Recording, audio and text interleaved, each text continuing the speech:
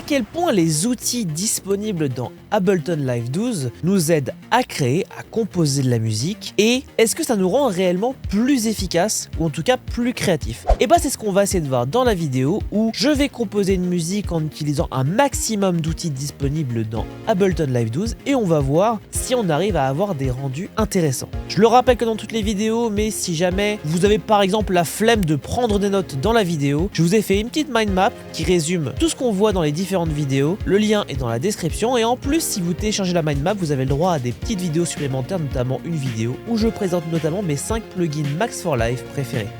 Comme je l'ai annoncé dans la vidéo, on va composer de la musique, je vais me servir du Ableton Push 3 dont j'avais parlé dans la vidéo précédente et on va essayer d'utiliser tout ce qui est nouveaux plugins comme le synthé Meld, mais également on va avoir plein de petits plugins. Petite loop de kick peut-être pour commencer. Ça me fait penser de ouf à Street of Rage 2. Je sais qu'il faudrait pas, sachant que ça va partir très très vite dans cette direction. Ok, let's go. Petit snare. On a un truc un peu vénère. Du coup, j'aurais tendance à partir sur quelque chose d'un peu bresson peut-être. Petite basse. Quelque chose un peu dans ce genre-là. Peut-être petite gamme mineure. J'ai quelque chose de similaire. Ah, peut-être ça.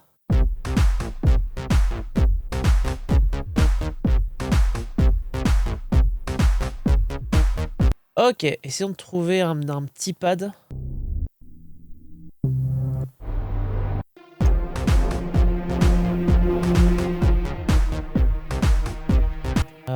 Peut-être moins progressif.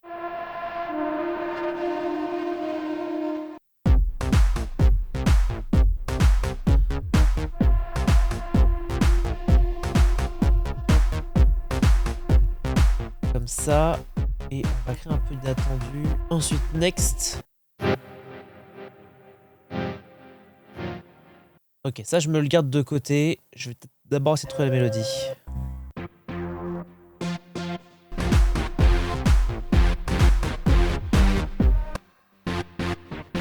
J'ai envie de sortir du scale.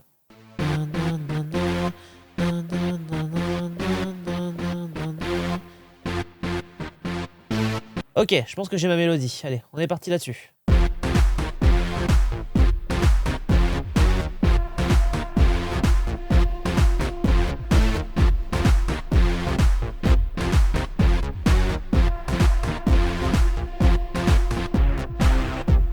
Donc là, en fait, ce qu'on est en train de faire, c'est qu'on est en train de composer le segment principal. Après, on fera un peu plus de distinguo, mais on a une basse, un lead, des petits synthés qui se passent derrière. Maintenant, on va essayer de trouver un peu des keys à mettre en fond.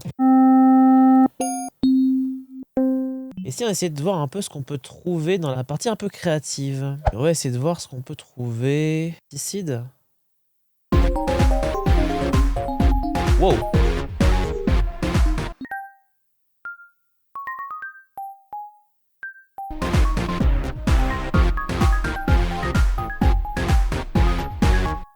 Ok, maintenant à partir de ça, on va peut-être tester des choses.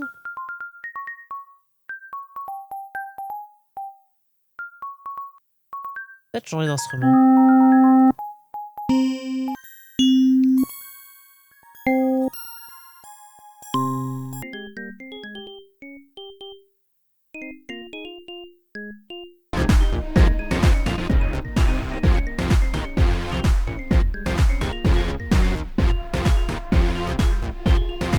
Ok, et si on essayait de lui mettre un petit effet à lui là? On va lui mettre un petit tiroir, on va essayer de voir ce qu'on peut faire avec, tiens.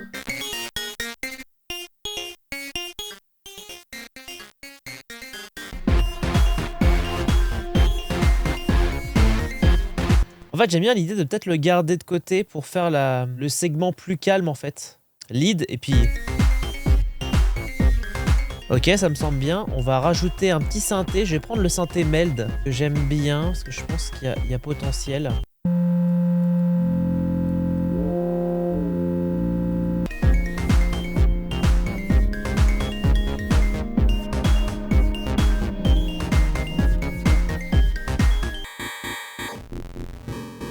Ouais, on va essayer des trucs. Tiens, on va mettre des LFO, on va mettre des trucs.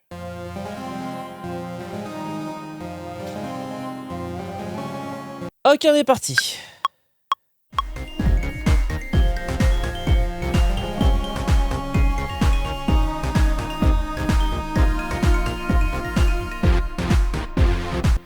Voilà, comme ça on a un truc qui monte et qu'on sent arriver.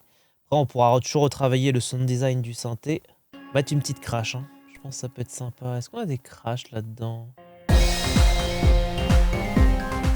Ok, on va chercher des accords plaqués, donc on va plutôt partir sur des piano and keys.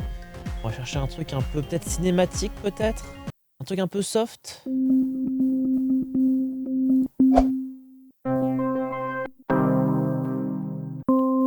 Vite, on va prendre ça. Et ce qu'on va faire, c'est qu'on va tenter de faire des accords chelous. Le système de stack. Chercher 4 accords. Tire sur un Fa.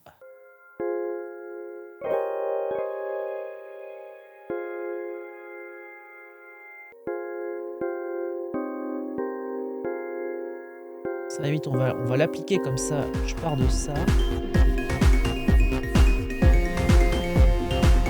En fait, c'est qu'on va garder celui-là, mais on va mettre un autre son en plus.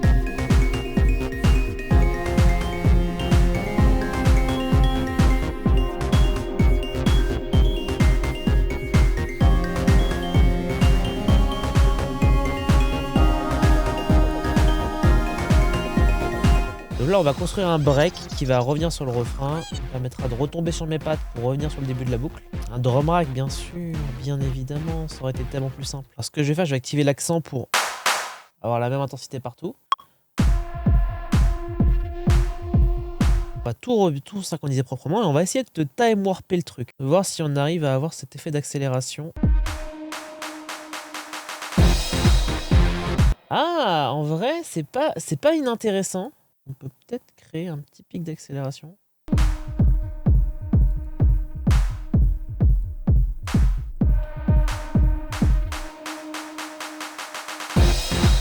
C'est pas inintéressant. Je pense que ça pourrait marcher avec un autre son.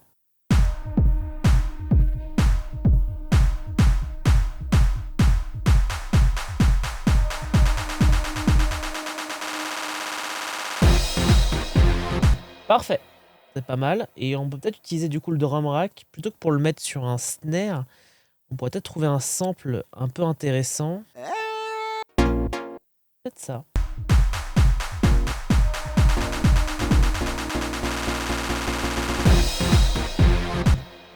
Ah, un truc un peu dans ce genre, ça peut être cool. Faut juste bien l'amener. Cherchons un petit riser à la con. Ah, ça peut être rigolo. À la limite, on peut peut-être même le synchroniser avec le kick.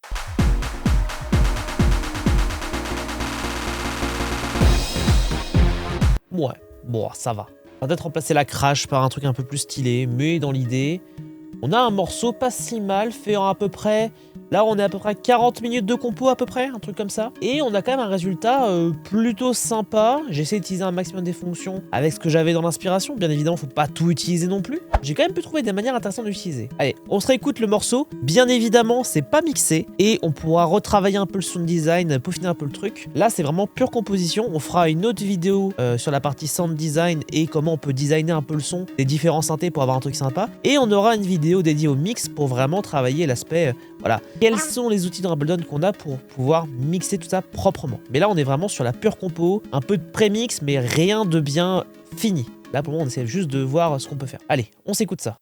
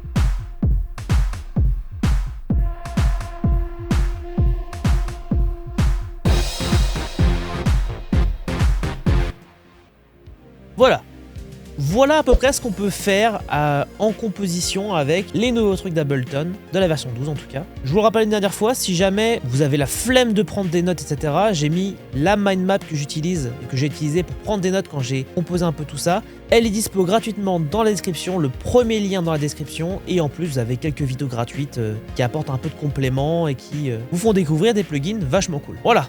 La semaine prochaine, on voit comment on peut designer un peu le son de tous ces trucs là pour améliorer un peu comment ça sonne et améliorer un peu les sonorités. Et ensuite on fera le mix directement dans Ableton. Allez, à la semaine prochaine. Tchuss!